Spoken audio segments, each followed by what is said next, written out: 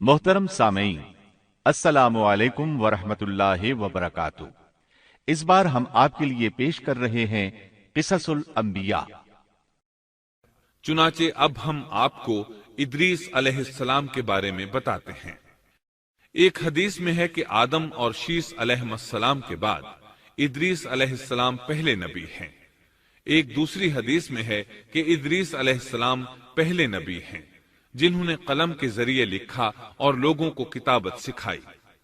हाफिज इब्ने कसीर ने उनका हुलिया कुछ यूं बयान किया है: पूरा कदो कामत, खूबसूरत, खूब रू, घनी दाढ़ी, उम्दा औसाफ के मालिक, चौड़े कंधे, मजबूत हड्डियां, दुबले पतले, सुरमगी चमकदार आंखें, गुफ्तगू बावकार, खामोशी पसंद, संजीदा और मतीन, चलते हुए नजर नीची, इंतहाई फिक्र खौज के आदि, गुस्से के वक्त सख्त गजबनाक, बातें करने में शहादत की उंगली से बार बार इशारा करने के आदि।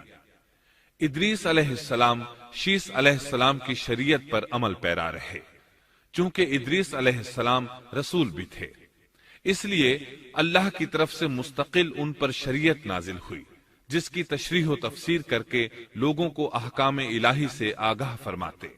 इदरीस अलैहिस्सलाम ने जब देखा कि मुफसिदीन ईमान वालों पर जुल्म ज्यादती कर रहे हैं, उनका फसाद बढ़ता जा रहा है और समझाने के बावजूद ये लोग बाज नहीं आ रहे, तो उन्होंने अपने पैरोकारों को जिहाद का हुक्म दिया। इदरीस अलैहिस्सलाम पहले शख्स हैं जिन्होंने अल्लाह के रास्ते में जिहाद किया, गनीमतें हासिल की और दुश्मनों को कैदी बनाया। लेकिन गनीमतें और कैदी उनके लिए हलाल नहीं थे। रसूलुल्लाह सल्लल्लाहु अलैहि वसल्लम पहले रसूल हैं जिनके लिए गनीमतें हलाल की गईं। लेकिन ये बात यकीनी है कि जिहाद सबसे पहले इदरीस अलैहिस्सलाम ने किया। उन्होंने जिहाद के लिए सबसे पहले एक लश्कर तैयार किया, फिर उस लश्कर को दो हिस्सों में तकसीम किया। एक हिस्सा प्यादों पर मुश्तमिल था, दूसरा सवारों पर। चुनाचे भरपूर तैयारी के बाद इदरीस अलैहिस्सलाम ने काबिल की कौम पर चढ़ाई कर दी। हक व बातिल के दरमियान जबरदस्त मारके हुए। आखिरकार इदरीस अलैहिस्सलाम ने उन्हें घुटने टेकने पर मजबूर कर दिया। उनका बहुत सा माल व असबाब लूट लिया और लोगों को कैदी बना लिया।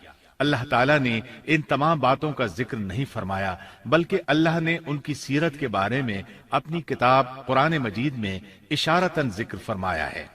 मसलन सूरह मरियम आयात 56 और 57 में इरशाद होता है, और इस किताब में इदरीस का भी जिक्र कर, वो भी नेक किरदार नबी थे, हमने उन्हें बुलंद मकाम पर उठाया।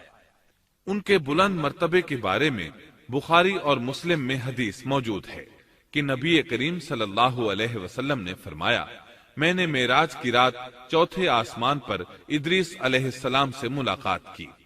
वो चौथे आसमान पर बुलंद मकाम पर फाइज थे। इब्ने जरीर ने एक रिवायत बयान की है। वो रिवायत इस बात की वजाहत करती है कि अल्लाह ताला के इरशाद वरफ़अनाहु मकानन अलिय्या से क्या मुराद है, इसका क्या मफहूम है। इब्ने जरीर के अलावा दीगर बड़े बड़े मुफस्सिरीन और मुअर्रिखीन ने भी इस रिवायत को जिक्र किया है, लेकिन इसकी कोई सही सनद नहीं मिल सकी। वो रिवायत ये है। इब्ने अबी हातिम वगैरह ने इस रिवायत को हिलाल बिन यसार से बयान किया है।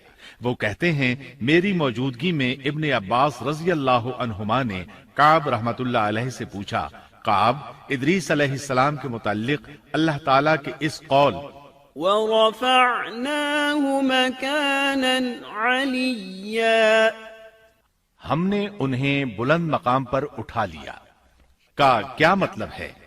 तो काब रहमतुल्लाह अलैहि ने जवाब दिया, अल्लाह ताला ने इदरीस अलैहिस्सलाम पर एक मर्तबा ये वही नाजिल फरमाई, ऐ इदरीस, तमाम अहले दुनिया जिस कदर रोजाना नेक अमल करेंगे, उन सब के बराबर में तुझे हर दिन अज्र दूंगा। इदरीस अलैहिस्सलाम ने यह सुना तो उन्हें ख्वाहिश महसूस हुई कि मेरे आमाल में रोज अफसू इजाफा हो, इसलिए उम्र का हिस्सा तवील हो जाए तो अच्छा है। उन्होंने वही इलाही और अपने इस ख्याल को एक रफीक फरिश्ते पर जाहिर करके कहा, इस मामले में मौत के फरिश्ते से गुफ्तगू करो ताकि मैं नेक आमाल का ज्यादा से ज्यादा वक्त हासिल कर सकूं। اس فرشتے نے جب یہ سنا تو ادریس علیہ السلام کو اپنے بازوؤں پر بٹھا کر لے اڑا۔ جب یہ چوتھے آسمان سے گزر رہے تھے تو موت کا فرشتہ زمین پر آنے کے لیے اتر رہا تھا، وہیں دونوں کی ملاقات ہو گئی۔ دوست فرشتے نے موت کے فرشتے سے ادریس علیہ السلام کے بارے میں گفتگو کی۔ موت کے فرشتے نے دریافت کیا، ادریس علیہ السلام کہاں ہیں؟ اس نے کہا، میری پشت پر۔ موت کا فرشتہ کہنے لگا، مجھے اللہ کی طرف سے یہ حکم ملا ہے کہ چوتھے آسمان پر ادریس علیہ السلام کی روح قبض کروں، اس لیے میں سخت حیرت میں تھا کہ یہ کیسے ممکن ہے۔ ادریس علیہ السلام تو زمین پر ہیں۔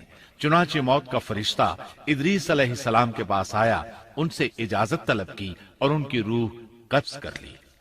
انبیاء کو یہ امتیاز حاصل ہے کہ فرشتہ ان کی اجازت کے بغیر ان کی روح قبض نہیں کر سکتا، اور رسول اللہ صلی اللہ علیہ وسلم کو تو یہ اختیار دیا گیا کہ آپ دنیا میں مزید رہنا پسند کریں تو رہ سکتے ہیں، یا پھر رفیق اعلیٰ کی رفاقت کو پسند کر لیں۔ آپ نے رفیق اعلیٰ کی رفاقت کو پسند فرمایا۔ اس طرح ادریس علیہ السلام کی روح چوتھے آسمان پر قبض کی گئی۔ انہیں بھی عیسیٰ علیہ السلام کی طرح آسمان پر اٹھایا گیا۔ فرق یہ ہے کہ عیسیٰ علیہ السلام کی روح قبض نہیں کی گئی۔ یہ واقعہ نقل کر کے کعب رحمت اللہ علیہ فرماتے ہیں کہ اللہ تعالیٰ کے ارشاد وَرَفَعْنَاهُ مَكَانًا عَلِيًّا کی تفسیر یہی ہے، لیکن درست بات یہ ہے کہ یہ اسرائیلی روایت ہے۔ ادریس علیہ السلام کی وفات ہو گئی تو لوگ فساد میں اور بڑھ گئے، ان میں شر پھیل گیا، تاہم وہ توحید پر قائم رہے۔ بت پرستی کا ان میں کوئی شعور نہیں تھا۔ لوگ آدم علیہ السلام کی وفات کے 1000 سال بعد تک توحید پر قائم رہے۔ ان میں فسق و فجور ضرور تھا لیکن شرک نہیں تھا۔ اللہ تعالیٰ کے اس ارشاد كان الناس أمة واحدة دراصل لوگ ایک ہی امت تھے۔